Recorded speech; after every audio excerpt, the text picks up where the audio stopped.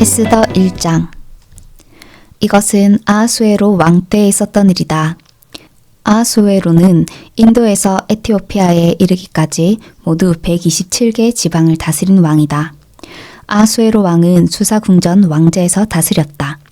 다스린 지 3년째 되던 해에 그는 모든 관리와 대신들을 위해 연회를 베풀었다. 페르시아와 메대의 군 고위 지휘관, 각 지방의 관원과 총독들이 그 자리에 참석했다. 6달 동안 왕은 제국의 어마어마한 부와 눈부시게 찬란한 왕의 위엄을 과시했다. 그 행사를 마치면서 왕은 주위의 높고 낮음을 따지지 않고 수도 수사에 살고 있는 모든 사람을 위해 일주일 동안 잔치를 베풀었다. 잔치는 왕의 여름 별궁 정원뜰에서 열렸다. 뜰에는 흰색과 파란색의 무명 커튼을 들이었는데 자주색 세마포줄로 대리석 기둥의 은고리에 매달아 정성 들여 장식했다. 화반석, 백석, 음모석, 색색의 돌을 깐 모자이크 바닥 위에는 은과 금의자들이 놓였다. 술은 금잔에 대접했는데 잔마다 모양이 모두 달랐다. 왕의 인심이 후한지라 왕이 내리는 술은 흘러넘쳤다. 왕의 지시가 따로 있었으므로 손님들은 마시고 싶은 만큼 마셨고 술 심부름꾼들이 옆에서 계속 잔을 채워주었다.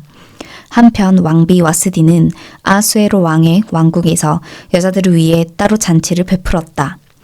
잔치 7일째 되던 날 술에 한껏 취한 왕은 자기 종인 7넷이 무만, 비스다, 하르보나, 빅다, 아박다, 세달, 가르가스에게 명령하여 화려한 관을 쓴 왕비 와스디를 데려오게 했다. 왕비의 미모가 뛰어났으므로 왕은 손님과 관리들에게 왕비의 아름다움을 과시하고자 했다. 그러나 왕비 와스디는 내시들이 전한 명령을 거절하고 오지 않았다. 왕은 몹시 화가 났다. 그는 와스디의 오만함에 분노하여 법적인 문제에 밝은 측근들을 불러들였다. 전문 보좌관들의 자문을 받는 것은 왕의 관행이었다. 왕과 가장 가까운 사람들은 가르스나, 세달, 아드마다, 다시스, 메레스, 마르스나, 무무간으로 페르시아와 메대의 최고위 7대신이자 왕에게 영향력을 행사하는 최측근들이었다. 왕은 자신의 부름을 거절한 왕비 와스디를 법적으로 어떻게 처리할 수 있는지 그들에게 물었다. 왕과 대신들의 회의에서 무무간이 말했다. 와스디 왕비는 왕만 모욕한 것이 아닙니다. 아하수에로 왕께서 다스리시는 모든 지방의 지도자와 백성 할 것 없이 우리 모두를 모욕했습니다. 이제 이런 말이 나돌 것입니다. 최근에 와스디 왕비 소식 들었나? 아하수에로 왕이 왕비를 자기 앞에 나오게 명령했는데도 왕비가 가지 않았다지 뭔가. 여자들이 그 말을 들으면 그때부터 남편을 우습게 알 것입니다. 페르시아와 메대 관리들의 아내들이 왕비의 오만함을 듣는 그날로부터 그들도 오만 방자하게 될 것입니다. 자기 본분을 모르고 날뛰는 성난 여자들의 나라, 그것이 우리가 바라는 나라인지요. 그러니 왕께서 동의하신다면 와스디 왕비를 아하수에로 왕 앞에서 영영 추방하는 왕령을 내리시고 그것을 철회하지 못하도록 페르시아와 메대의 법에 기록하십시오. 그리고 왕비의 지위는 자기 본분을 아는 여자에게 주십시오. 왕의 판결이 이 광대한 온 나라에 알려지면 사회적 지위와 관계없이 모든 여자가 자기 남편을 마땅히 존중할 것입니다. 그의 말은 왕과 대신들의 마음에 쏙 들었다. 왕은 무무간의 건의대로 시행했다. 왕은 각 지방의 문자와 각 민족의 언어로 모든 지방에 공문을 보냈다. 남자가 자기 집을 주관해야 하며 무엇이든 그의 말대로 해야 한다. 2장. 그 후에 아하수에로 왕의 분노가 가라앉아 와스디가 행한 일과 자신이 그녀에게 내린 명령을 다시 생각하고 있을 때 왕의 젊은 수행원들이 끼어들어 그 이야기를 꺼냈다. 왕을 모실 어여쁜 젊은 처녀들을 찾아보게 하십시오. 왕께서는 나라의 각 지방의 관리들을 임명하시고 어여쁜 젊은 처녀들을 도성 수사에 있는 규방으로 데려오게 하십시오. 그곳의 책임자인 왕의 내시 헤게가 그들의 몸단장을 맡을 것입니다. 그 후 왕께서 가장 마음에 드는 처녀를 고르셔서 와스디를 대신하여 왕비로 삼으십시오. 왕은 그 제안이 마음에 들어 그대로 받아들였다. 한편 수서궁전에 한 유대인이 살고 있었다. 그는 기스의 증손이요 시므이의 손자요 야일의 아들인 모르드게로 베냐민 사람이었다. 일찍이 바빌론 왕 르부갓네살이 그의 조상을 예루살렘에서 포로로 사로잡아 유다 왕 여호야긴과 함께 끌고 왔다. 모르드게에게는 에스더라고 하는 사촌 누이 동생 하다사가 있었다. 아버지와 어머니를 여인 후부터 그녀를 그가 길러온 터였다. 소녀는 몸매가 아름답고 얼굴도 예뻤다. 부모가 죽은 후에 모르드게가 그녀를 딸로 삼았다. 왕의 명령이 공포되자 사람들이 많은 젊은 처녀들을 수서 궁전으로 데려와 여자들을 감독하는 헤게에게 넘겼다. 에스더도 그 가운데 있었다. 헤게는 에스더가 마음에 들어 특별히 관심을 두었다. 곧바로 그는 에스더의 몸단장을 시작했다. 특별히 식단을 준비하고 궁에 시녀 7을 붙여주어 그녀와 시녀들이 규방의 가장 좋은 방에서 지내게 했다. 에스더는 자신과 가문과 민족 배경에 대해 아무 말도 하지 않았다. 모르드게가 말하지 말라고 일러두었기 때문이다. 모르드게는 에스더가 어떻게 지내는지, 무엇을 하고 있는지 소식을 듣고자 날마다 규방뜰 옆을 거닐었다. 처녀들은 아하수에로 왕 앞에 차례대로 나아갈 때까지 정해진 대로 12달, 몰약 기름으로 6달, 향수와 각종 화장품으로 6달의 몸단장 과정을 거쳤다. 왕 앞에 나아갈 때가 된 처녀에게는 무엇이든 본인이 원하는 것을 주어 왕의 방으로 갈 때 가지고 가게 했다. 그들은 저녁 때 왕의 방에 갔다가 아침에 사하스가스가 감독하는 별궁으로 돌아왔는데 그는 후궁들을 관리하는 왕의 내시였다. 왕이 특별히 마음에 들어하여 이름을 불러 찾지 않는 한 그들은 다시 왕 앞에 나아가지 못했다. 에스더는 왕 앞에 나아갈 차례가 되자 그 방을 관리하는 왕의 내시 헤게가 권한 것 말고는 아무것도 구하지 않았다. 그 모습 그대로 에스더는 보는 이들의 찬탄을 자아냈다. 그녀는 아하수에로 왕이 다스린 지 7년째 되는 해 10째 달 곧 데벳월에 왕이 있는 왕궁으로 불려 들어갔다. 왕은 에스더를 보고 한눈에 반했다. 어떤 궁녀, 어떤 처녀보다도 그녀가 마음에 들었다. 그녀에게 완전히 매료되었다. 그는 에스더의 머리에 관을 씌우고 와스디를 대신하여 왕비로 삼았다. 그리고 모든 귀족과 관리들을 위해 큰 연회를 베풀었다. 에스더의 연회였다. 그는 모든 지방에 휴일을 선포하고 왕의 선물을 후히 내렸다.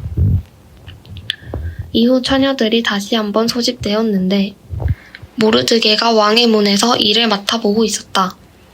그때까지 에스더는 모르드게가 말한 대로 자신의 가문 배경과 민족에 대해 입을 다물고 있었다. 에스더는 모르드게 밑에서 자라면서 그의 말에 늘 순종했고 지금도 마찬가지였다. 그날 모르드게가 왕의 문에서 일을 맡아보고 있는데 입구를 지키는 왕의 두 넷이 빅다나와 데레스가 원한을 품고 아하수에로 왕을 죽일 계략을 꾸미고 있었다. 그러나 모르드게가 그 음모를 알아채고 왕비 에스더에게 그 사실을 알렸고 에스더는 그것을 모르드게에게서 들었다고 하면서 아하수에로 왕에게 알렸다. 조사 결과 진상이 드러나면서 두 사람은 교수형에 처해졌다. 이 모든 일이 왕의 일지에 기록되었다. 3장. 얼마 후에 아하수에로 왕은 아각 사람 함므다다의 아들 하만을 최고위 관직에 앉혔다. 왕의 문에서 일하는 모든 신하는 왕의 명령에 따라 하만 앞에 무릎 꿇고 절하며 그에게 예를 갖추었다. 그러나 모르드게만은 예외였다. 그는 무릎 꿇고 절하지 않았다. 왕의 문에서 일하는 신하들이 그 일로 모르드게에게 물었다. 어째서 왕의 명령을 거역하는 거요? 그들이 날마다 타일렀으나 그는 듣지 않았다. 그래서 그들은 무슨 조치를 취하겠다 싶어 하만에게 갔다. 모르드게는 그들에게 자신이 유대인임을 밝힌 상태였다. 하만은 모르드게가 자기 앞에 무릎 꿇고 절하지 않는 것을 보고는 화가 치밀었다. 그런데 모르드게가 유대인인 것을 알고 나자 유대인 한 사람을 죽이는 것으로는 성이 차지 않았다. 그는 모르드게뿐 아니라 아하수에로의 나라에 있는 모든 유대인을 제거할 방도를 궁리했다. 아하수에로 왕 12년 첫째 달, 곧 니산월에 하만의 주도로 유대인들을 제거할 적당한 시기를 정하기 위해 부르, 곧 제비를 뽑았다. 제비는 12째 달, 곧 아달월 13일로 정해졌다. 그러자 하만은 아하수에로 왕에게 말했다. 백성 가운데 잘 어울리지 않는 이상한 민족 하나가 왕의 나라 각 지방에 흩어져 있습니다. 그들의 관습과 풍속은 다른 민족들과 다릅니다. 뿐만 아니라 그들은 왕의 법을 무시하기까지 합니다. 왕께서는 그들의 무례한 행동을 참으시면 안 됩니다. 왕께서 괜찮으시다면 그들을 모두 없애라는 명령을 내려주시기 바랍니다. 비용은 제가 직접 대겠습니다. 이번 일의 자금으로 은 375톤을 왕실 금고에 예치하겠습니다. 왕은 손에 끼고 있던 인장 반지를 빼어 아각 사람 함므다다의 아들이자 유대인의 큰 원수인 하만에게 주었다. 왕이 말했다. 그대의 돈이니 그 민족에게 그대가 원하는 대로 하시오. 첫째 달 13일에 왕의 서기관들이 소집되었다. 그들은 하만이 불러주는 대로 왕의 대신과 각 지방 총독과 모든 민족의 관리들 앞으로 보내는 명령을 토시 하나까지 모두 기록했다. 명령은 아하수에로 왕의 이름으로 각 지방의 문자와 각 민족의 언어로 기록한 후에 왕의 인장 반지로 날인했다. 전령들 편으로 왕의 모든 지방에 공문이 발송되었다. 12째 달, 곧 아달월 13일 하루 동안 모든 유대인, 어린이와 노인, 여자와 아기들까지 을 학살하고 그들의 재산을 약탈하라는 명령이 담긴 공문이었다. 공문 사본을 각 지방에 게시하여 모든 민족이 공개적으로 알고 그날을 준비하게 했다. 왕의 명령대로 전령들이 떠났다. 공문은 수사 궁전에도 게시되었다. 왕과 하만은 마음 편히 앉아 술잔을 기울였으나 수사성은 그 소식으로 인해 술렁거렸다. 아멘. 오늘도 행복한 하루 보내세요.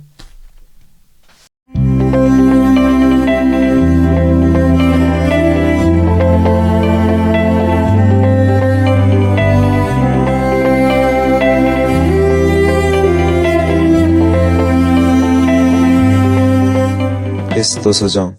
이 모든 일을 알게 된 모르드게는 자기 옷을 찢어 베옷을 입고 죄를 뒤집어 쓴 채 대성통곡하며 성의 거리로 나갔다.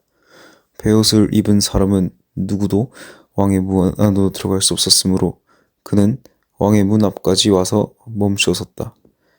왕의 명령이 모든 지방에 게시되자 유대인들이 크게 애통해했다. 그들은 금식하면서 슬피 울며 부르짖었다. 그들 대부분이 베옷 차림으로 죄를 뒤집어 쓰고 드러누웠다. 에스더의 신녀와 내시들이 이 일을 에스더에게 전하니 왕비는 크게 충격을 받았다.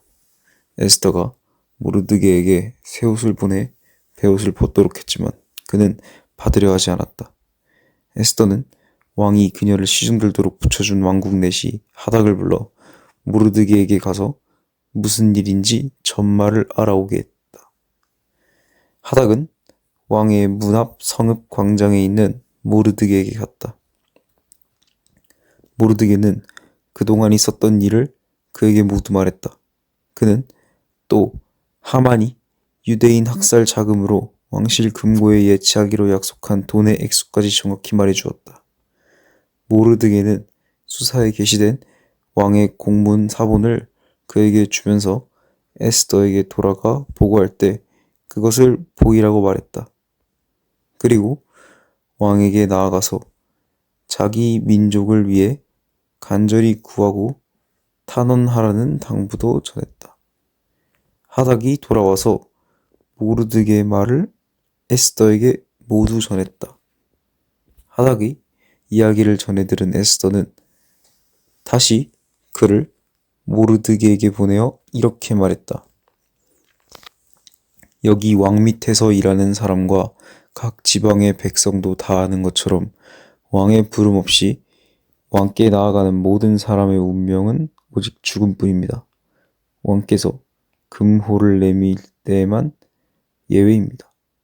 그러면 그 사람은 살 수 있습니다. 내가 부름을 입어 왕 앞에 나아간 지 벌써 30일이 지났습니다. 하닥이 모르드게에게 에스더의 말을 전하자 모르드게는 다시 에스더에게 이렇게 말했다. 왕비께서 왕궁에 있다는 이유만으로 이 일에서 홀로 살아남으리라고 생각지 마십시오. 이러한 때에 왕비께서 계속 침묵하면 유대인들은 다른 데서 도움을 얻어 구원을 받겠지만 왕비와 왕비의 집안은 멸망하고 말 것입니다. 그대가 왕비로 세워진 것이 바로 이때를 위함인지 누가 알겠습니까? 에스더는 모르드게에게 다시 답변을 보냈다.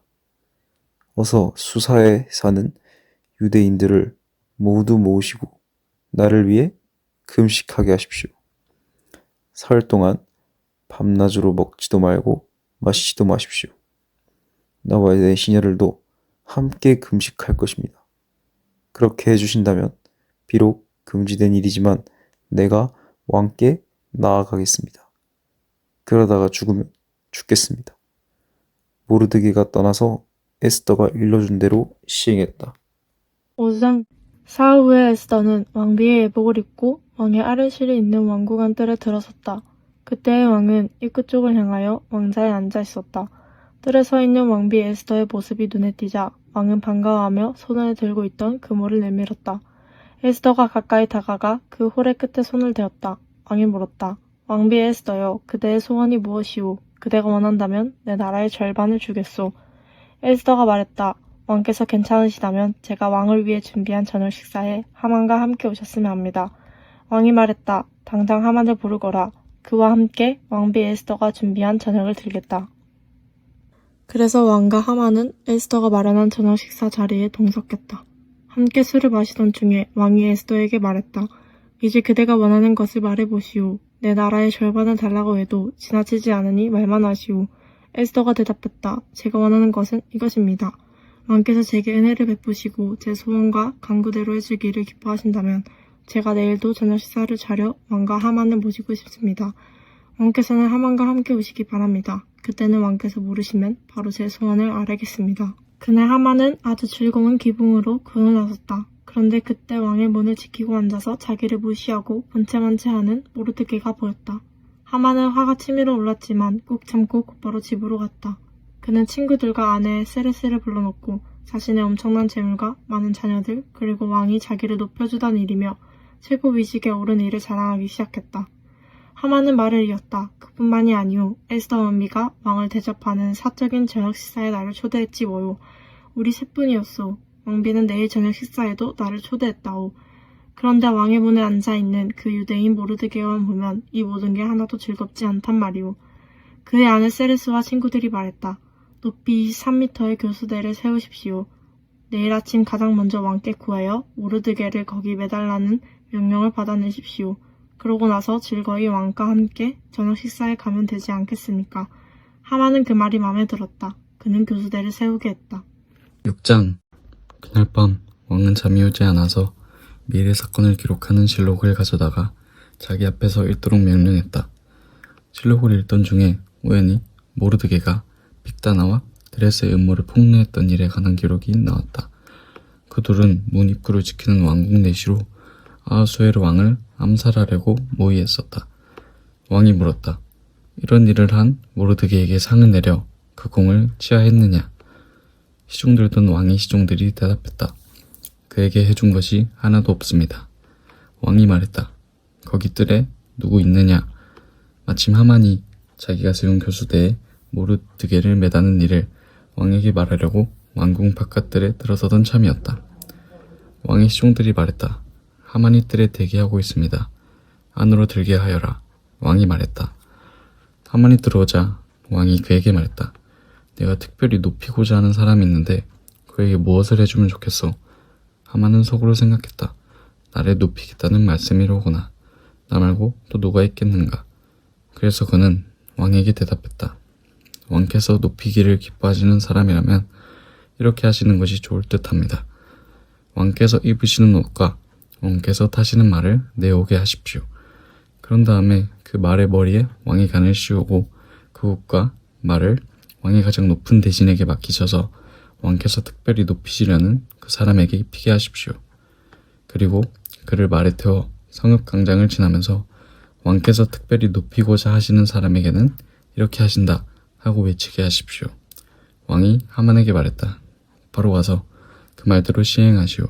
한시도 지체하지 마시오. 내 옷과 말을 가지고 왕의 문에 앉아있는 유대인 모르드게에게 가서 그대가 말한 그대로 하시오. 사소한 것 하나라도 빠뜨려서는 안 돼요. 그래서 하만은 왕의 옷과 말을 가지고 가서 모르드게에게 옷을 입히고 그를 이끌어 성읍광장을 지나면서 그 앞에서 선포했다. 왕께서 특별히 높이고자 하시는 사람에게는 이렇게 하신다. 그 후 모르드게가 왕의 문으로 돌아갔으나 하만은 더없이 분해서 얼굴을 가리고 급히 자기 집으로 돌아갔다. 하만은 그날 있었던 일을 아내 세레스와 친구들에게 모두 말했다. 그러자 그 자리에 있던 똑똑한 친구와 아내 세레스가 말했다. 모르드게가 정말 유대인이라면 당신의 불효는 이제 시작에 불과합니다. 당신에게 승산이 없으니 이제 망한 것이나 다름없습니다. 그들이 아직 이야기하고 있는데 왕의 내시들이 와서 에스더가 준비한 저녁 식사 장소로 하만을 급히 데리고 갔다. 아멘. 대형교회 성도님들 사랑합니다.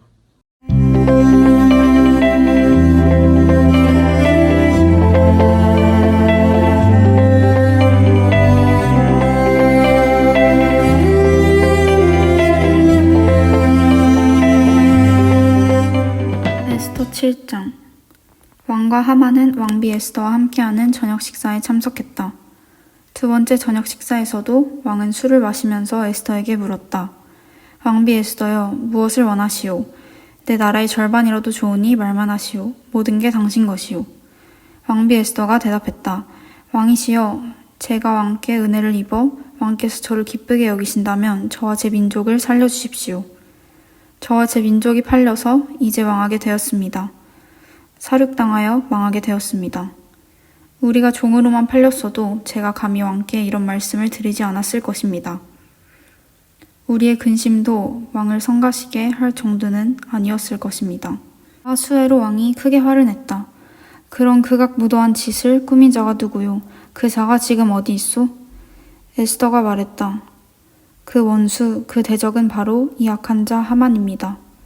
순간 하만은 왕과 왕비 앞에서 공포에 질렸다. 왕이 크게 분노하여 술잔을 내려놓고 자리를 박차고 일어나 왕궁 정원으로 들어갔다. 하만은 거기 서서 왕비 에스더에게 살려달라고 애원했다. 왕이 자신을 끝장내리라는 것과 자신의 운이 다한 것을 그도 알 수 있었다. 왕이 왕궁 정원에서 연회장으로 돌아오니 하만이 에스더가 기대에 누운 침상에 엎드려 있었다. 왕이 버럭 소리를 질렀다. 이 자가 나를 지척에 두고 왕비를 겁탈하려 드는구나.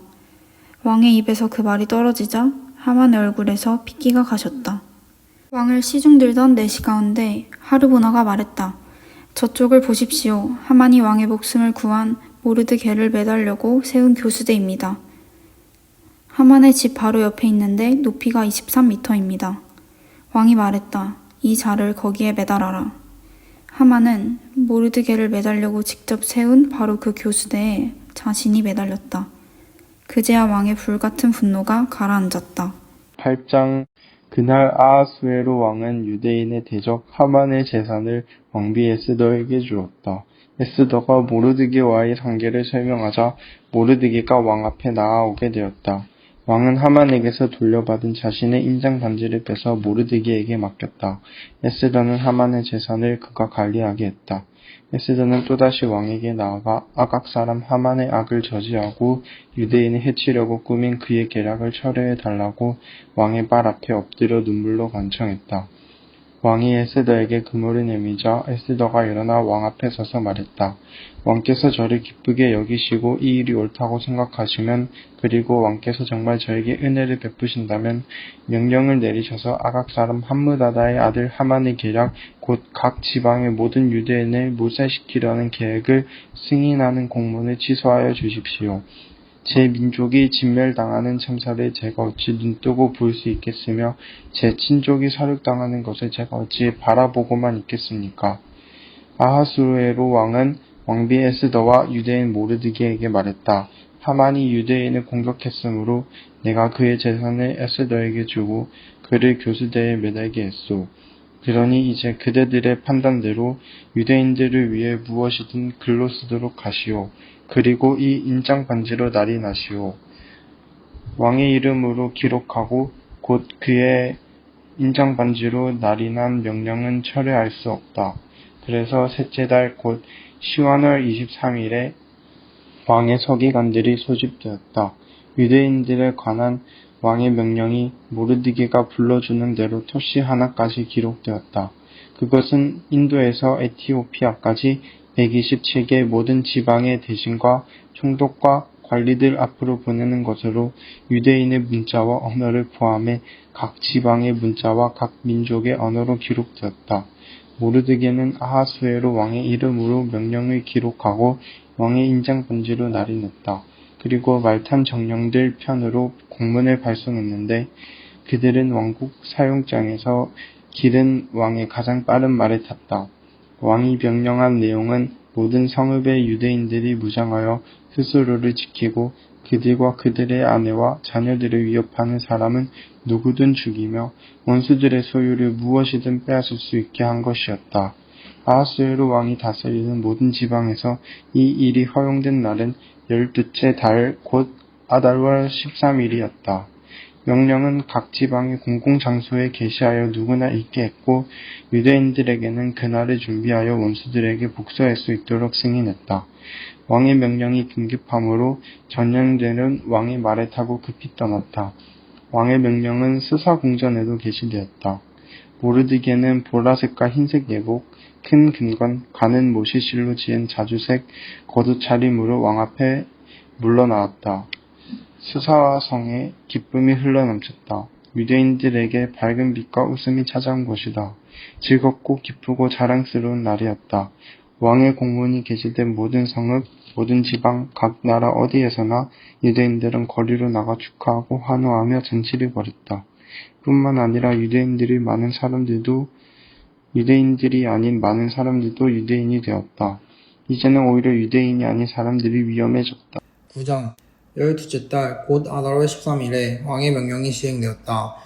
유대인의 원수들이 그들을 제압하려고 했던 바로 그날 상황은 역전되어 유대인들을 미워하는 자들을 유대인들이 제압하게 된 것이다.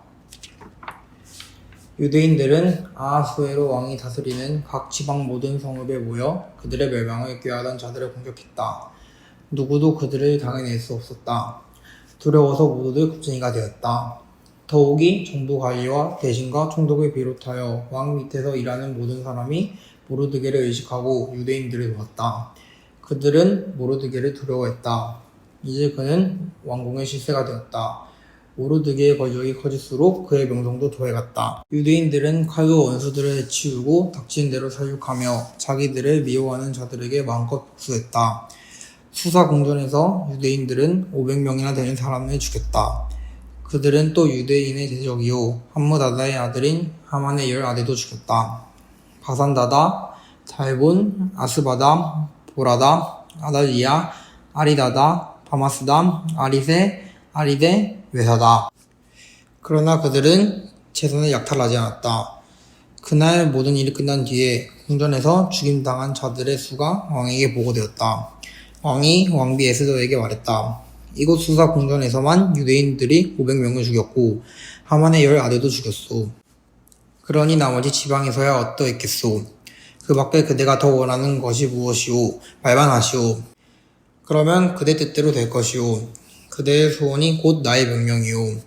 왕비 에스더가 대답했다. 왕께서 괜찮으시다면 수사의 유대인들에게 이 명령을 기한을 하루만 더 연장해 주셔서 하만의 10아들의 시체를 교수대에 매달아 모두가 보게 해주십시오.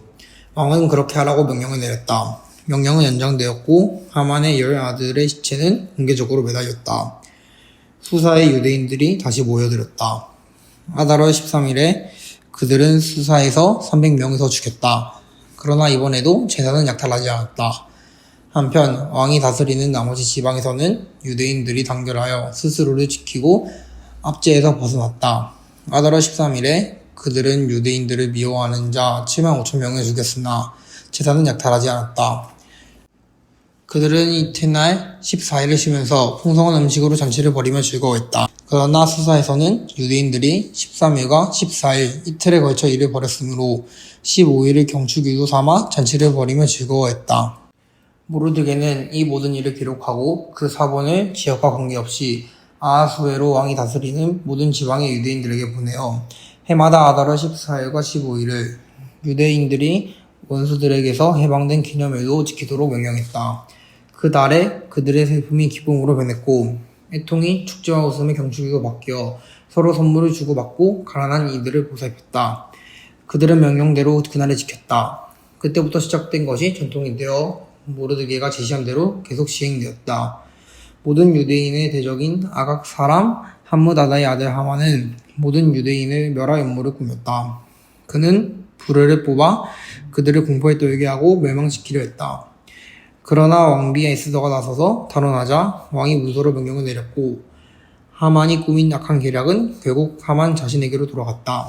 하만과 그 아들들은 교수대에 매달렸다. 그래서 이 두 날을 제비를 뜻하는 부르라는 단어를 따서 부림이라 부른다.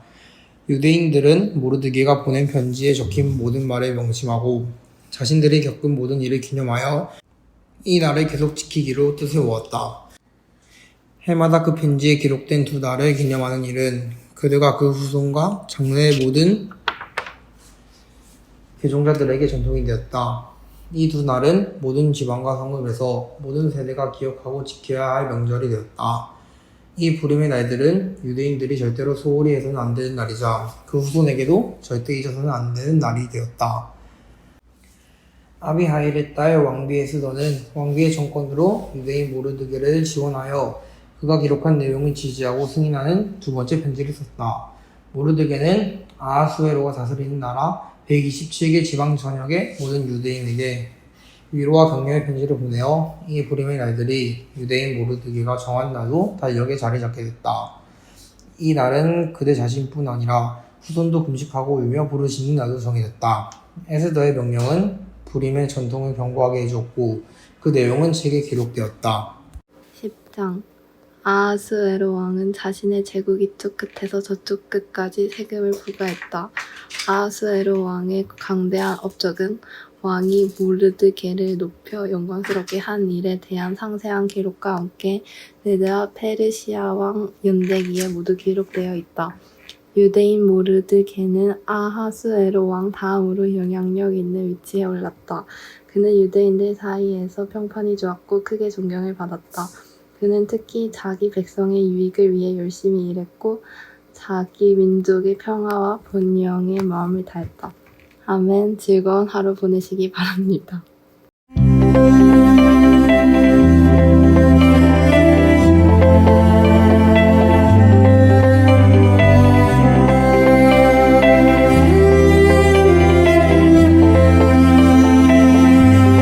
욥기 1장. 우스 땅에 욥이라는 사람이 살았다. 그는 더없이 정직하고 약속을 잘 지키는 사람이었으며 하나님께 온전히 헌신하고 악을 지극히 미워했다. 그에게는 아들 7, 딸 3이 있었다. 그는 엄청난 부자여서 양이 7,000마리, 낙타가 3,000마리, 겨릿소가 500쌍, 암나귀가 500마리나 되었고 종들도 어마어마하게 많아 동방에서 가장 영향력이 컸다. 그의 아들들은 돌아가면서 제 집에서 잔치를 벌였고 그때마다 누이들도 초대해 함께 즐거운 시간을 보냈다. 잔치가 끝난 다음 날이면 욥은 을에 일찍 일어나 제 자식들 하나하나를 위해 번제를 드렸다. 어쩌면 저 아이들 중 하나가 마음속으로 하나님을 거역하는 죄를 지었을지도 모른다 고 생각했기 때문이다. 그렇게 욥은 자식들이 혹시라도 죄를 지었을까 하여 희생 제물을 바치곤 했다. 어느 날 천사들이 하나님께 보고하러 왔을 때 고발자 사탄 또 함께 왔다. 하나님께서 사탄을 지목하여 말씀하셨다. 너는 무슨 일을 하다 왔느냐? 사탄이 하나님께 대답했다. 여기저기 다니며 지상의 사정을 둘러보았습니다. 하나님께서 사탄에게 말씀하셨다. 내 친구 욥을 눈여겨보았느냐? 그처럼 정직하고 약속을 잘 지키며 하나님에게 온전히 헌신하고 악을 미워하는 사람이 없다. 사탄이 항변했다. 욥이 온전히 선한 마음으로 그러는 줄 아십니까? 이제껏 그처럼 형편이 좋은 사람이 없었습니다. 주님께서 그를 애지중지하시고 그의 가족과 재산도 보호하시고 그가 하는 모든 일에 복을 주시니 잘못될 수가 없지요.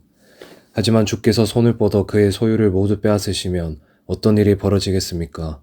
그는 틀림없이 주님을 똑바로 쳐다보며 저주할 것입니다. 하나님께서 대답하셨다.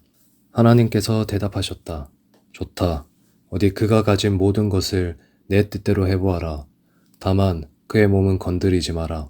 이에 사탄이 하나님 앞에서 물러났다.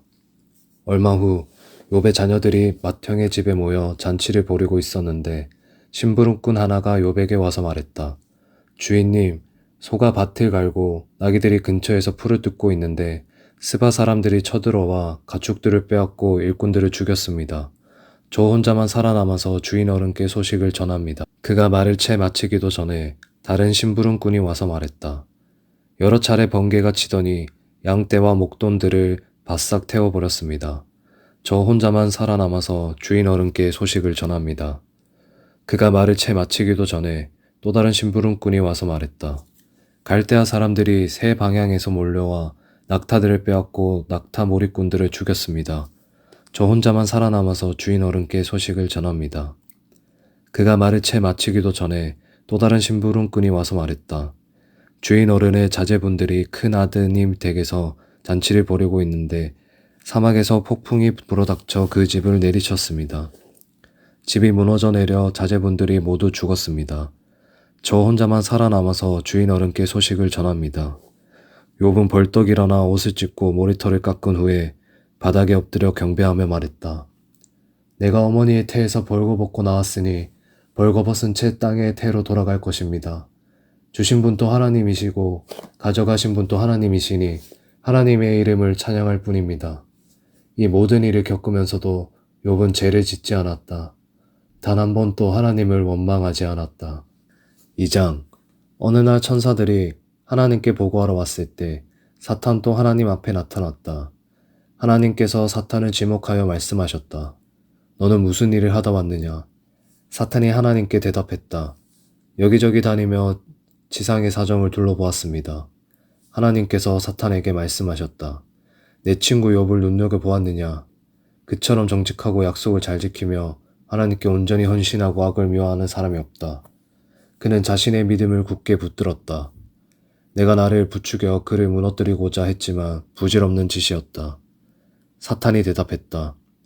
자기 목숨을 구하기 위해서라면 무슨 일이든 하는 게 사람입니다.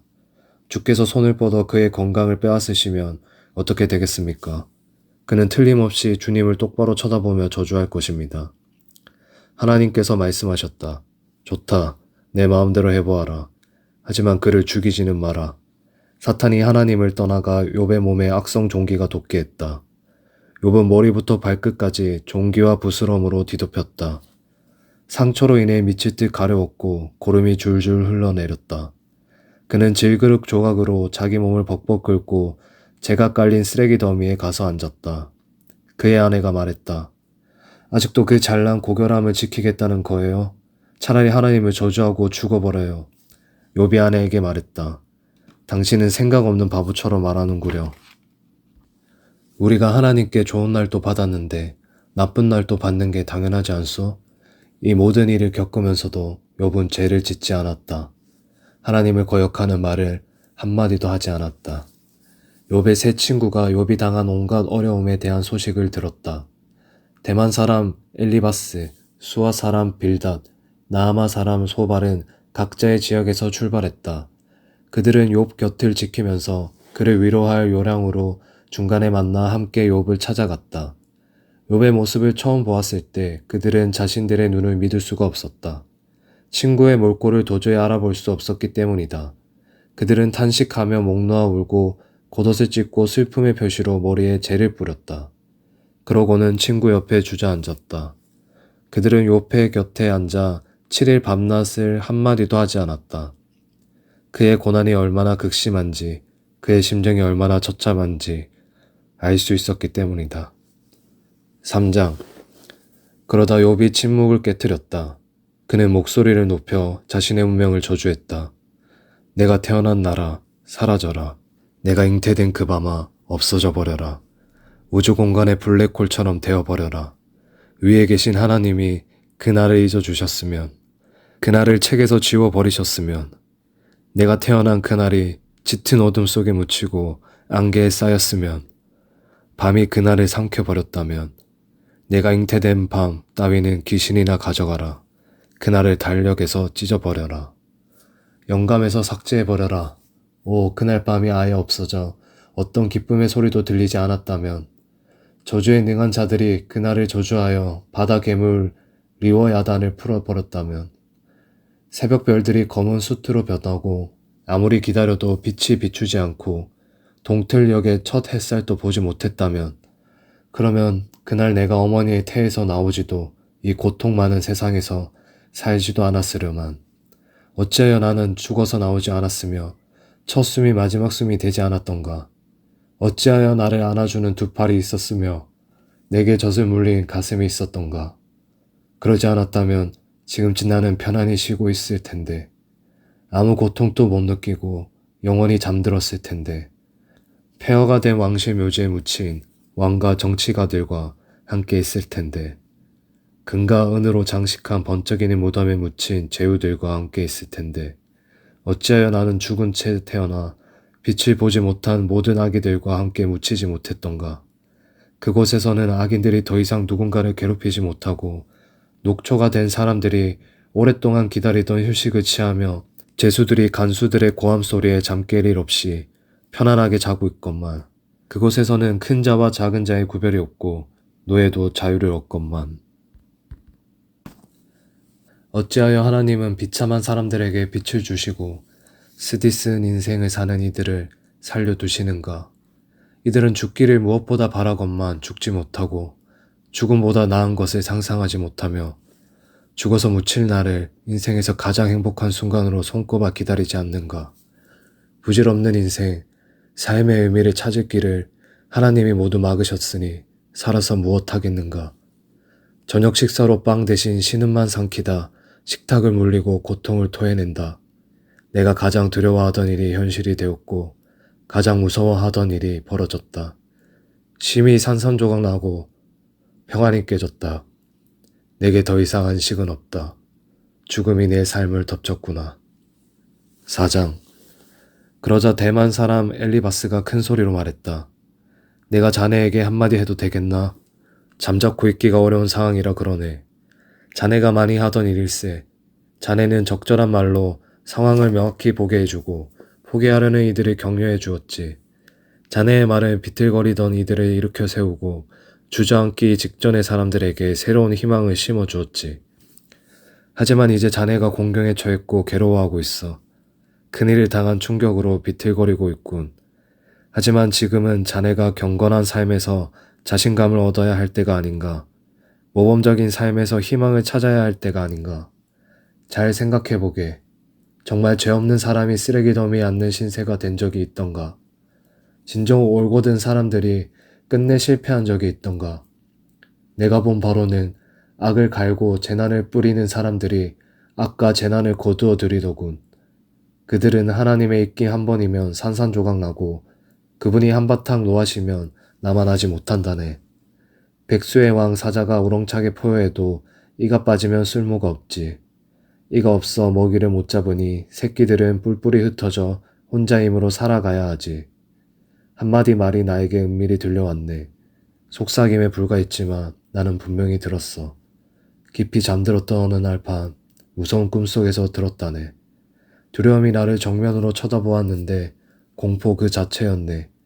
무서워 죽을 지경이었어. 나는 머리부터 발끝까지 벌벌 떨었지. 한 영이 내 앞을 스르륵 지나가는데 내 머리털이 쭈뼛 곤두서더군. 거기 나타난 것이 무엇이었는지는 알아보지 못했네. 흐릿한 형체였는데 그때 이런 희미한 소리가 들렸어. 어찌 죽을 존재가 하나님보다 의로울 수 있겠느냐? 어찌 인간이 그 창조주보다 깨끗할 수 있겠느냐? 아니 하나님은 그분의 종들도 신뢰하지 않으시고 그분의 천사들도 칭찬하지 않으시는데 하물며 진흙으로 이루어져 나방처럼 쉬 부스러질 몸뚱이를 가진 우리야 오죽하겠느냐. 우리 몸은 오늘 있다가도 내일이면 사라져. 누구도 눈여겨보지 않으니 흔적도 없이 사라진다. 천막 말뚝을 뽑아낼 때 천막이 그대로 무너지듯 우리도 죽을 때가 되면 살아온 세월이 무색할 만큼 미련한 존재로 쓰러진다. 5장. 욥, 응답할 사람이 있겠거든 도움을 청해보게. 거룩한 천사 중에 의지할 자가 있는가? 어리석은 자는 욱하는 성질 때문에 결국 목숨을 잃고 미련한 자는 시기와 분노 때문에 죽는다네. 내가 직접 보았지. 어리석은 자들이 잘 되는가 싶더니 그들의 집이 순식간에 저주를 받더군. 그 자녀들이 바깥에 내쫓겨 학대와 착취를 받아도 도와주는 사람이 전혀 없었네. 거리에 굶주린 자들이 그들의 수확물을 약탈하고 남김없이 모조리 가져갔어. 그들이 가진 것은 모두 탐내더군. 일이 잘 안 풀린다고 운명을 탓하지 말게. 불행은 까닭없이 찾아오는 것이 아니니까. 인간인 탓도 있어. 인간이 불행을 타고 태어나는 것은 불티가 위로 치솟는 것처럼 자명한 일이네. 내가 자네라면 하나님께 곧장 나아가 그분의 자비에 매달리겠네. 하나님은 뜻밖의 큰 일들을 행하시는 것으로 유명한 분이 아닌가. 놀라운 일들을 끝없이 행하시는 분이지. 드넓은 땅에 비를 내리시고 밭에 물을 대어 촉촉히 적시는 분이네. 그분이 몰락한 자들을 일으켜 세우시고 슬픔에 빠진 이들의 든든한 발판이 되어 주신다네. 남을 해치려는 이들의 흉계를 저지하여 그들의 음모가 하나도 성사되지 못하게 하신다네. 그분은 다 아는 채 아는 자들의 모의를 잡아내어 그 복잡한 음모가 쓰레기와 함께 모두 쓸려 나가게 하시네. 그들은 순식간에 방향을 잃고 어둠 속에 처박혀 한 걸음도 앞으로 내딛지 못하네. 그러나 억눌린 자들은 하나님이 살인 음모와 압제에서 구해내시지. 이렇게 하나님이 불의를 묻고 그 입을 막으시니 가난한 이들에게 여전히 희망이 있는 것 아닌가. 하나님이 개입하여 자네를 바로잡아 주시니 얼마나 큰 복인가. 전능하신 하나님의 징계를 부디 업신여기지 말게. 하나님은 상처를 입히기도 하시지만 상처를 싸매기도 하시네. 자네를 아프게 한 손으로 치료하신다네. 재난이 줄지어 닥쳐도 그분이 자네를 건져주시니 어떤 재앙이 와도 자네는 아무 해를 입지 않을 걸세. 기근이 닥치면 하나님이 굶주림을 명쾌하시고 전쟁이 일어나면 칼에 상하지 않게 지키실 것이네. 사악한 엄담에서 보호받을 것이며 어떤 재난도 겁없이 헤쳐나갈 걸세. 재앙과 기근 따위는 가볍게 떨치고 들짐승 사이에서도 두려움 없이 다닐 것세. 자네는 바위와 산들과도 사이좋게 지내고 들짐승들이 자네의 좋은 친구가 될 것이네. 자네의 거처가 안전한 곳이 될 것이고 재산은 축나지 않을 걸세. 자녀들이 장성하는 모습과 집안이 가수원의 불처럼 쑥쑥 번창하는 모습을 보게 될 것이네. 수학철의 황금빛으로 연근 곡식단처럼 자네는 오랜 세월을 알차게 보내고 무덤에 이를 걸세. 여보게, 이것은 틀림없는 사실이네. 내 명예를 걸고 하는 말이야. 이 말을 명심하면 잘못될 일이 없을 걸세. 6장. 욥이 대답했다. 내 고통의 무게를 달아볼 수 있다면, 내 원통한 심정을 모두 저울 위에 올려놓을 수 있다면, 바다의 모래를 다 합친 것보다 더 무거울 텐데, 내가 우리에 갇힌 고양이처럼 졸교하는 것이 이상한가? 전능하신 하나님의 화살들이 내 안에 박혔네. 독화살들이 박혀 온몸에 독이 퍼졌어. 하나님이 이 모든 일을 내 탓으로 돌리셨네. 먹을 풀이 없으면 나귀와 소가 울기 마련이니 이런 상황에서 내가 입 다물고 있기를 바라지 말게. 하나님이 내 접시에 담아주신 것이 보이는가? 그것들 앞에서 어느 누가 제 정신일 수 있겠는가? 내 안에 모든 것이 진저리를 치니 속이 다 메쓱거리네. 내가 오직 원하는 것은 한 가지 기도 응답뿐. 내 마지막 간구를 들어주시는 것. 하나님이 나를 밟아주셨으면, 벌레처럼 지디겨 영원히 끝장내 주셨으면, 그러면 궁지에 몰린 나머지 한계선을 넘어 거룩하신 하나님을 모독하는 일은 없을 것이고 그나마 그것으로 만족할 수 있을 텐데, 내게 무슨 힘이 있어 희망을 붙들겠는가? 무슨 미래가 있어 계속 살아가겠는가? 내 심장은 강철로 만들어진 줄 아나. 내가 무쇠인간인가? 내가 자력으로 지금 상황을 이겨 나갈 수 있을 것 같은가? 아닐세. 난 더 이상 버틸 힘이 없네. 절박한 처지의 사람이 전능하신 하나님에 대한 기대를 접을 때 그의 친구들만은 곁에 있어줘야 하는 것 아닌가? 그런데 형제처럼 여긴 내 친구들이 사막의 협곡처럼 변덕스럽군. 어떤 때는 눈과 얼음이 녹은 물을 산에서 칼칼 흘려보내다가도 한여름이 되면 햇볕에 바싹 마른 골짜기로 변하는 딱 그 짝이야. 여행자들이 마실 물을 기대하고 힘들게 왔다가 결국 바싹 마른 협곡에 이르러 갈증으로 죽는다네. 대마의 대상들이 물을, 스바의 관광객들이 시원한 음료를 고대하며 부푼 가슴을 안고 당도했건만 그들을 기다리는 것은 실망뿐. 그곳에 도착한 그들의 얼굴이 낙심으로 흐려지네. 그런데 내 친구라는 자네들이 바로 그 꼴이야. 전혀 다를 게 없어. 내 몰골을 한번 보더니 겁을 먹고 움츠려 드는군. 내가 자네들에게 무슨 부탁을 한 것도 아니지 않는가. 돈 한 푼 달라고 하기를 했나. 날 위해 위험을 무릅써 달라고 했나. 그런데 왜 이리 말을 돌리고 발뺌하기에 급급하나. 사실대로 말해보게. 그럼 나는 입을 다물 테니 내가 무엇을 잘못했다는 것인지 알려주게. 정직한 말은 누구에게도 해가 되지 않는 법인데 경건한 채 이리 허세를 부리는 이유가 무엇인가. 자네들은 내가 잘못 살았다고 말하지만 고뇌에 찬 내 말을 헛소리로 여기는구만. 자네들 눈에는 사람이 사람으로 안 보이는가?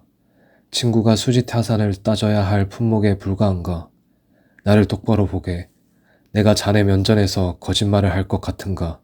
잘 생각해보게. 엉뚱한 소리 말고. 곰곰이 생각해보게. 내가 정말 믿지 못할 위인인가? 내 말에 틀린 부분이 있는가? 내가 선악을 분간하지 못할 사람인가? 7장. 인생은 고역일세. 그렇지 않은가? 종신 중노동형이지. 나는 휴식 시간을 간절히 바라는 농장 일꾼이요. 삭 받을 날만 기다리는 떠돌이 품꾼 신세일세. 내게 할당된 것은 정처 없이 굽이굽이 흘러가는 인생, 목적 없는 시간들, 그리고 고통의 밤이네. 잠자리에 들면서 일어나려면 얼마나 남았지부터 생각한다네. 밤이 깊도록 이리저리 뒤척이다 보면 아주 지긋지긋해. 내 몸은 구더기와 상처 딱지로 온통 뒤덮였네. 내 살은 비늘처럼 딱딱해지다가 터져서 고름이 줄줄 흐른다네. 나의 나날은 뜨개 바늘의 움직임보다 빠르게 지나가지만 도중에 실이 떨어져 중단되는 미완성 인생이야. 하나님, 내 생명이 한낱 입김에 불과한 것을 잊지 말아 주십시오. 내 눈은 더 이상 좋은 일을 보지 못할 것입니다. 주님의 눈이 더 이상 내게 미치지 않습니다. 이제는 주께서 살피셔도 내 모습이 보이지 않을 것입니다. 증발한 구름은 영원히 사라지고 무덤에 들어간 자는 되돌아오지 못합니다. 다시 와서 가족을 찾아갈 수 없고 차 한잔하러 친구를 방문할 수도 없습니다.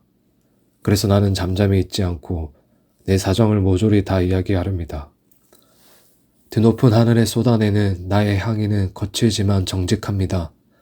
바다를 가라앉히고 폭풍을 잠재우시듯 내 입에 재갈을 물리시렵니까? 잠 좀 자고 나면 기분이 나아지겠지.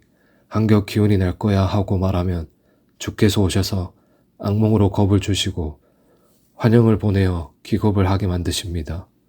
이런 생활을 계속해서 견디느니 차라리 이불 부어 덮어쓰고 숨 막혀 죽는 편이 낫겠습니다. 더 이상 살기 싫습니다. 어느 누가 이렇게 살고 싶겠습니까? 나를 좀 내버려 두십시오. 내 인생은 아무것도 아닙니다. 한낱 연기에 불과합니다. 대체 사람이 무엇이기에 주께서 그에게 신경을 쓰시고 그에게 마음을 두십니까? 매일 아침 그를 들여다보고 그가 어떻게 하고 있는지 살피십니까?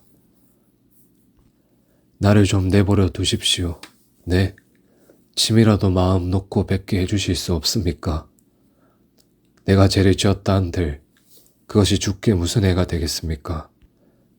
주님은 모든 인간을 책임지는 분이십니다. 나를 괴롭히시는 것보다 더 나은 일들이 있지 않겠습니까? 내가 무엇이라고 일을 크게 만드십니까? 그냥 내 죄를 용서하시고 새로 시작할 기회를 주시면 어떻겠습니까? 이대로 가면 나는 곧 죽을 것입니다. 주께서 샅샅이 찾으셔도 나는 의미 없는 몸과 같습니다. 아멘. 오늘도 주님 안에서 복된 하루 보내시기 바랍니다.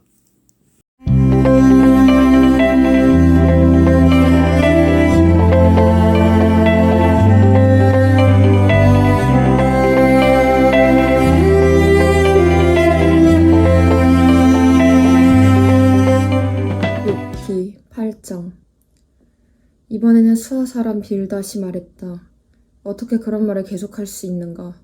터무니없는 말만 시끄럽게 늘어놓고 있군. 하나님이 실수하시겠는가? 전능하신 하나님이 이를 그르치신 적이 있는가? 자네 자식들이 하나님께 죄를 지은 것이 분명하네. 그렇지 않다면 하나님이 왜 그들을 벌하셨겠나? 자네가 해야 할 일을 말해주겠네. 더 이상 미루지 말게나. 전능하신 하나님 앞에 무릎을 꿇게. 자네 말 맞다나 자네가 결백하고 정직하다면 아직 늦지 않았네. 하나님이 달려오실 걸세. 모든 것을 바로잡으시고 자네의 재산을 회복시켜 주실 걸세. 지금 자네의 모습은 보잘것없지만 나중에는 전보다 훨씬 나아질 걸세. 우리 선조들에게 물어보게나. 그분들이 그 윗대 선조들에게 배운 내용을 살펴보게나. 우리는 갑태어난 사람들과 같아서 배울 것이 많고 배울 날은 그리 길지 않네. 그러니 선조들에게 배우고 뭐가 뭔지 듣고 그분들의 경험을 통해 터득한 것을 전수받으면 좋지 않겠나? 흙이 없는데 소나무가 크게 자라고 물이 없는데 달콤한 토마토가 주렁주렁 열리겠는가? 잘리거나 꺾이지 않고 활짝 핀 꽃은 근사해 보이지만 흙이나 물이 없으면 풀보다 빨리 마른다네. 하나님을 잊은 모든 사람에게 그런 일이 벌어지고 그들의 모든 희망은 물거품이 되고 말지. 그들은 가느다란 실 하나에 목숨을 거는 꼴이요 거미줄에 운명을 거는 꼴이네. 살짝 건드리기만 해도 실은 끊어지고 한번 콕 찌르기만 해도 거미줄은 망가지고 만다네. 그들은 햇빛을 받고 불쑥불쑥 솟아나 정원을 덮치는 잡초와 같네. 사방으로 뻗어나가 꽃보다 더 크게 자라고 돌 사이에도 뿌리를 내지. 하지만 정원사가 놈들을 뿌리째 뽑아내도 정원은 조금도 아쉬워하지 않네. 하나님을 경외하지 않는 자들은 빨리 사라질수록 좋네. 그래야 그 자리에 좋은 초목이 자랄 수 있으니 말이야. 하나님이 착한 사람을 내치실 리 없고 나쁜 사람을 도우실 리도 없네. 하나님이 자네에게 웃음을 돌려주실 걸세. 자네가 기뻐 외치는 소리로 지붕이 들썩거릴 거야. 자네 원수들은 완전히 왕신을 당하고 그들이 세운 허울 좋은 집은 무너지고 말 걸세. 9장. 욥이 대답했다. 그래서 새로운 게 뭔가? 나도 그 정도는 안 해. 그러나 한낱 인간이 어찌 하나님보다 오를 수 있겠는가? 우리가 하나님을 상대로 소송을 벌이려 한들 승산이 얼마나 되겠는가? 천에 하나도 안 될 걸세. 하나님의 지혜는 너무나 깊고 하나님의 능력은 어마어마하니 누가 그분과 겨뤄서 무사할 수 있겠는가? 그분은 산들을 눈 깜짝할 사이 옮기시고 내키면 산을 뒤엎기도 하신다네. 땅을 강하게 뒤흔들어 그 기초까지 진동하게 하시지. 해에게 비치지 마라 하시면 그대로 되고 별들을 덮어 가리신다네. 홀로 하늘을 펼치시고 바다 물결 위를 성큼성큼 걸으시네. 북두 칠성과 오리온 자리, 묘성과 남방 별자리들을 만드셨네. 그분은 우리가 이해하지 못할 큰 일들을 행하시고 그분의 기적은 이루 다 헤아릴 수 없어. 하나님이 내 앞으로 바로 지나가신다 해도 나는 그분을 볼 수 없네. 은밀하지만 분명히 일하시는데도 나는 눈치채지 못한다네. 하나님이 자네들 소유를 몽땅 털어가신다 한들 누가 그분을 막을 수 있겠나? 누가 지금 뭐 하시는 겁니까? 하고 항의할 수 있겠나? 하나님의 진노를 돌이키지 않으시니 용이나 한 괴물들도 그분 앞에서는 꼼짝 못하네. 그러니 내가 어떻게 그분과 논쟁을 벌이며 그분의 마음을 움직일 변론을 내놓을 수 있겠는가? 내가 결백하다 해도 입증할 수 없으니 고작해야 재판관의 자비를 빌 수 있을 뿐이야. 내가 하나님을 부를 때 그분이 친히 대답하시면 그때 비로소 나는 그분이 내 말을 들으셨다고 믿겠네. 하지만 현재로서는 하나님이 나를 여기저기 치시고 까닭없이 마구 때려 멍들게 하신다네. 그분은 내게 숨 돌릴 틈도 주지 않으시고 괴로움에 괴로움만 더하시지. 힘으로 결판을 보려 하면 그분이 강하시니 승부는 뻔하네. 재판에서 정의를 가려보려고 한들 누가 감히 그분을 소환하겠는가. 내가 결백하다 해도 내 입에서 나오는 모든 말이 날 유죄로 보이게 만들 거네. 내가 흠이 없다 해도 무절에 항변할수록 더 나쁜 놈으로 보일 거야. 나를 믿어주게. 난 결백하네. 뭐가 어떻게 돼가는 건지 모르겠네. 도무지 살고 싶지가 않아. 어떻게 살든 결과가 마찬가지라면 하나님이 착한 사람과 나쁜 사람을 한꺼번에 멸하신다는 결론을 내릴 수밖에 없지 않은가. 재앙이 닥쳐 사람들이 갑자기 죽어나가도 하나님은 무죄한 자들의 절망을 팔짱 끼고 지켜만 보신다네. 하나님은 악한 자들에게 세상을 맡기시고 옳고 그름을 분간하지 못하는 재판관들을 세우시네. 이것이 하나님 책임이 아니라면 누구 책임이란 말인가. 시간이 얼마 안 남았고 남은 생애가 쏜살같이 달려가니 그 속도가 너무나 빨라 좋은 일을 볼 겨를이 없습니다. 그 지나가는 것이 돛을 올려 바람을 받으며 달리는 배 같고 먹잇감을 향해 내리닫는 독수리 같습니다. 이 모든 것을 다 잊고 밝은 면만 보면서 억지 웃음이라도 지어야지 하고 말해보지만 주께서 나를 봐주지 않으실 것이 분명하니 이 고통은 창자 속 왕모래처럼 나를 계속 괴롭힐 것입니다. 유죄 판결이 이미 내려졌으니 항의하고 항소한들 무슨 소용이 있겠습니까? 온몸을 북북 문지르고 때가 잘 빠지는 비누로 아무리 깨끗이 씻어도 부질없을 것입니다. 주께서 나를 돼지우리에 밀어넣으셔서 누구도 견디지 못할 악취를 풍기게 하실 테니까요. 하나님과 나는 대등하지 않으니 그분을 상대로 소송을 벌일 수 없구나. 동등한 존재로 같이 법정에 들어갈 수가 없구나. 하나님과 나 사이에 개입하여 내가 살 기회를 열어주고 내 멱살을 틀어쥔 하나님의 손을 풀어 이 두려움에서 벗어나 다시 숨을 쉴 수 있게 해줄 중재자가 있다면 얼마나 좋을까. 그러면 목소리 높여 내 사정을 거침없이 말하련만. 지금 상황에서는 그렇게 할 도리가 없구나. 10장. 더 이상 견딜 수가 없구나. 살고 싶지 않아. 내 사정은 모두 이야기하겠다. 내 인생의 온갖 괴로움을 남김없이 털어놓겠다. 욥은 이렇게 기도했다. 드리고 싶은 말씀이 있습니다. 하나님, 내게 유죄 판결을 내리지 마십시오. 그것이 여의치 않다면 죄목이라도 알려주십시오. 손수 지으신 이 몸은 시련과 박대로 대하시고 악한 자들의 음모에는 복을 주시다니 이것을 어찌 주께서 말씀하시는 선한 일이라 할 수 있겠습니까? 주께서는 우리 인간들처럼 세상을 보지 않으십니다. 겉모습에 속는 분이 아니시지 않습니까?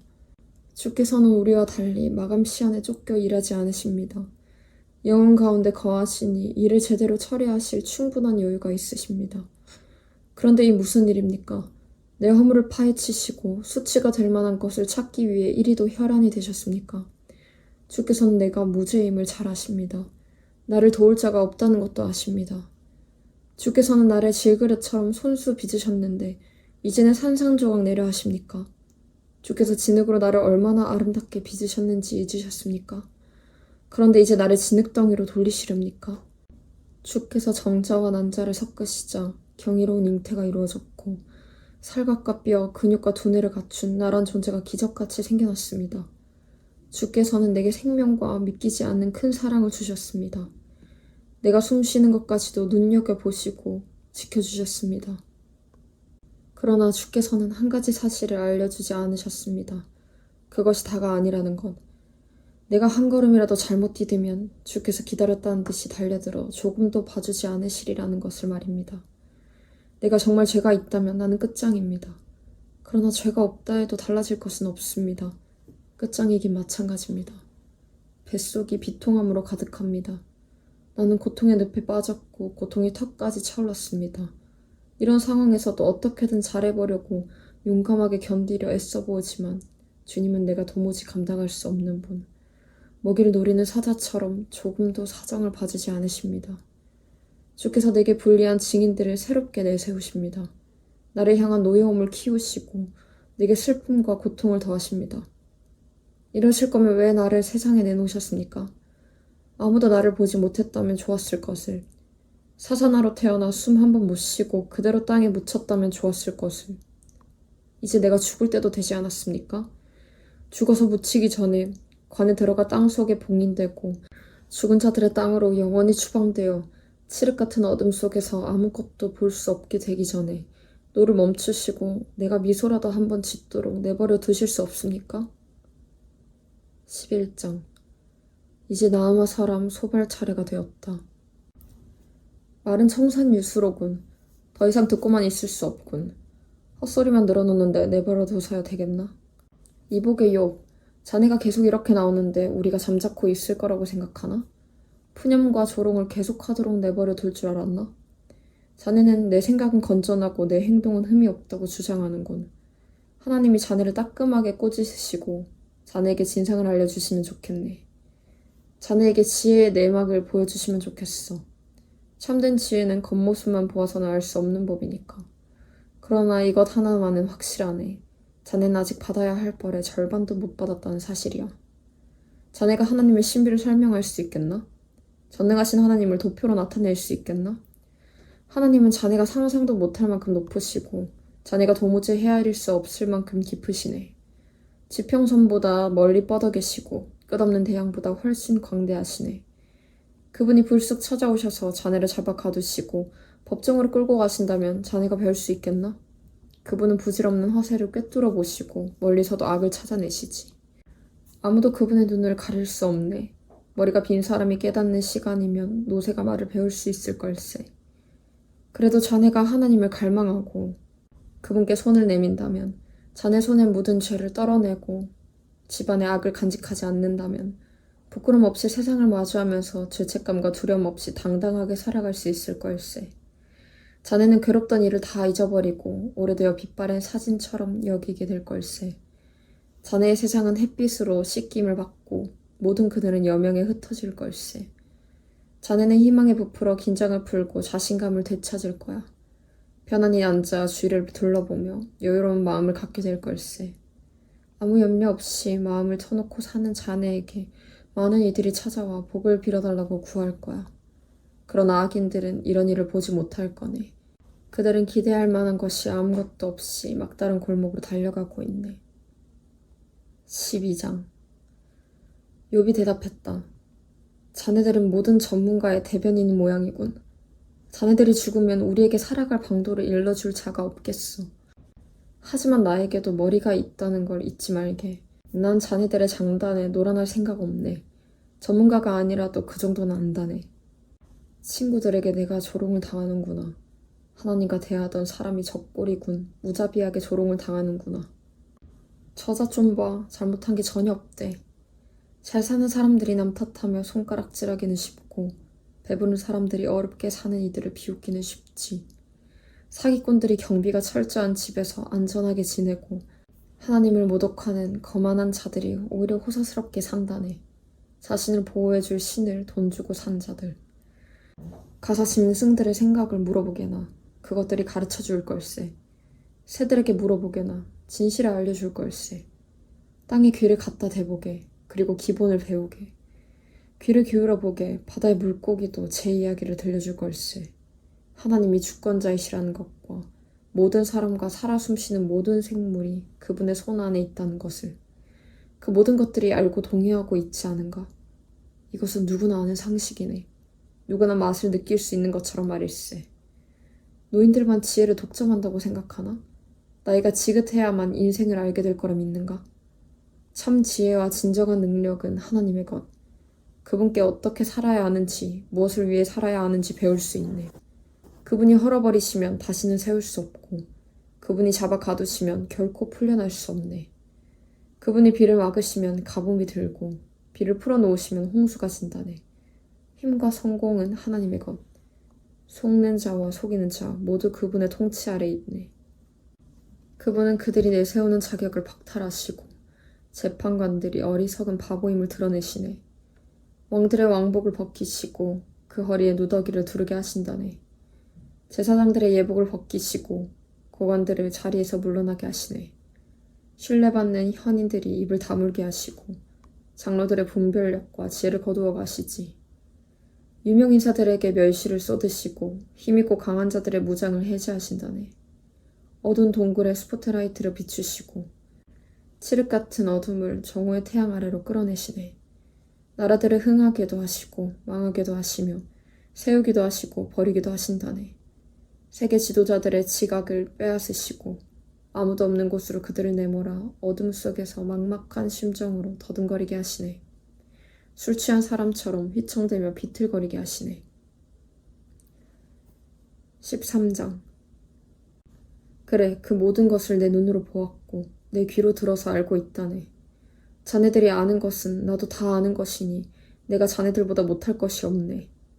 나는 전능하신 하나님께 내 사정을 아뢰겠네. 지긋지긋한 자네들 말고 하나님께 직접 호소할 참이네. 자네들은 거짓말로 내 인생을 더럽히는군. 하나같이 돌팔의 의사들이야. 자네들이 입을 다물었으면 좋겠네. 자네들의 지혜를 보여줄 방법은 그것뿐일세. 이제 내 변론을 들어보게. 내 입장을 한번 생각해보게나. 하나님을 섬긴답시고 계속 거짓말에 늘어놓을 셈인가? 하나님을 공지에 빼드린답시고 없는 이야기를 지어낼 건가? 어째서 자네들은 늘 그분의 편을 드는가? 그분께 변호사가 필요한가? 자네들이 피고석에 앉는다면 어떻게 되겠나? 배심원단은 자네들의 거짓말에 넘어갈지 모르지만 하나님도 속아주실까? 자네들의 증언에서 잘못된 부분을 집어내시고 당장 꼬집으실 것이네. 그분의 위험이 두렵지도 않나? 그분 앞에서 시답지 않은 거짓말을 하는 것이 무섭지도 않은가? 자네들의 그럴듯한 이야기들은 고루한 교훈이요. 티끌을 모은 것일 뿐 아무짝에도 쓸모없네. 그러니 입 좀 다물고 내가 하는 말을 들어보게. 무슨 벌이 내려지든 내가 감당하겠네. 내가 이렇게 위험을 무릅쓰고 목숨을 걸어가며 모험을 하는 이유가 무엇이겠나. 그분이 나를 죽이신다 해도 희망을 놓을 수 없어서라네. 나는 끝까지 결백을 주장할 걸세. 기다려주게. 이것이 최선의 길, 구원의 길이 될 걸세. 일말의 죄책감이라도 있다면 내가 이럴 수 있을 것 같은가? 목숨을 걸고 하나님 앞에 나설 것 같은가? 내 말에 주의를 기울이고 두 귀로 잘 들어보게. 이제 내 변론을 마쳤으니 나는 무죄로 풀려날 것을 확신하네. 나의 혐의를 입증할 사람이 있을까? 난 할 말을 다 했네. 내 변론은 여기까지네. 하나님, 나에게 두 가지 청이 있으니 제발 들어주십시오. 그러면 주께서 나를 귀히 여기심을 알겠습니다. 우선 고통을 거두어 주십시오. 그 두려움이 내가 감당치 못할 만큼 큽니다. 그리고 하나님께서 내게 직접 말씀해 주십시오. 그러면 내가 응답하겠습니다. 아니면 내가 먼저 아뢰게 해주시고 주께서 응답해 주십시오. 나의 제목이 몇 가지나 됩니까? 목록을 보여주십시오. 얼마나 심각합니까? 주께서는 왜 숨어 계십니까? 왜 아무 말씀이 없으십니까? 어찌하여 나를 원수 취급하십니까? 어찌하여 나를 낡은 깡통처럼 걷어차십니까? 어찌하여 죽은 말에 채찍질을 하십니까? 주께서는 내가 저지른 사소한 잘못들의 목록을 길게 작성하시고 내가 어린 시절 지은 죄까지 책임을 물으십니다. 두 다리를 묶어 꼼짝 못하게 하십니다. 일거수일투족을 감시하고 위험 인물로 낙인을 찍으십니다. 부패한 물건처럼 인간도 빠르게 썩어갑니다. 존먹은 셔츠처럼 곰팡이 핀 블라우스처럼. 14장. 우리는 모두 같은 배를 타고 표류하는 신세. 사는 날은 너무 짧고 괴로움은 너무 많습니다. 사막의 들꽃처럼 피었다 치니 구름의 그림자처럼 무상합니다. 어찌하여 이렇듯 보잘것없는 존재에게 시간을 들이시며 나를 법정으로 끌고 가는 수고를 하십니까? 애초부터 별 볼 일 없던 우리에게 어찌하여 특별한 것을 기대하십니까? 인간의 수명은 정해져 있습니다. 우리가 얼마나 오래 살지 주께서 이미 정해놓으셨고 주께서 정하신 경계는 누구도 넘을 수 없습니다. 그러니 우리를 너그럽게 대해주십시오. 좀 봐주십시오. 막내라는 노동자들도 쉬는 날이 있지 않습니까? 한 그루 나무에도 희망은 있습니다. 그것을 베어내도 여전히 기회가 있으니 뿌리에서 다시 새싹이 돋아납니다. 그 뿌리가 오래되어 뒤틀려도 그루터기가 오랫동안 죽은 듯 그대로 있어도 물기를 조금이라도 받으며 소생하여 묘목처럼 우물 틔우고 자라납니다. 그런데 사람은 어떻습니까? 죽으면 살아날 희망이 없습니다. 마지막 숨을 거두면 그것으로 끝입니다.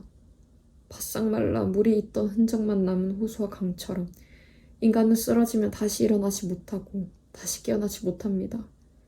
차라리 나를 산채로 묻으시고 주님의 진노가 식을 때까지 주님의 눈에서 벗어나 숨어있게 해주십시오. 그러나 나를 그 상태로 버려두지는 말아주십시오. 날짜를 정하시고 때가 되면 나를 다시 찾아주십시오. 우리가 죽으면 다시 살겠습니까? 나는 이것을 여쭙고 싶습니다. 이 힘겨운 시기 내내 나는 희망을 놓지 않고 최후의 변화를 기다립니다. 부활을 고대합니다. 손수 지으신 피조물을 애타게 그리워하셔서 주께서 부르시면 내가 응답하겠습니다. 주께서 내 모든 발걸음을 지켜보시지만 내 잘못을 추궁하지는 않으실 것입니다. 내 죄를 자루에 담아 대양 깊숙한 곳에 던져버리실 것입니다. 그러나 산이 닳아 없어지고 바위가 부서지고 돌멩이가 매끈매끈해지고 토양이 침식하기에 이르도록 주께서는 우리의 희망을 가차없이 짓밟으십니다. 주님은 우리가 어찌해 보일 수 없는 분, 최종 결정권은 늘 주께 있습니다. 그것이 마음에 들지 않아 우리는 싫은 기색을 하지만 주께서는 막무가내로 우리를 멀리 쫓아보내십니다. 자녀들이 잘 되어도 우리는 그것을 알지 못할 테고 그들이 잘못되어도 마음 아파할 수 없습니다. 우리가 아는 것은 우리 자신의 몸과 영혼뿐, 그것으로 한평생 아파하고 슬퍼합니다. 아멘. 오늘도 하나님 안에서 복된 하루 보내시길 바랍니다.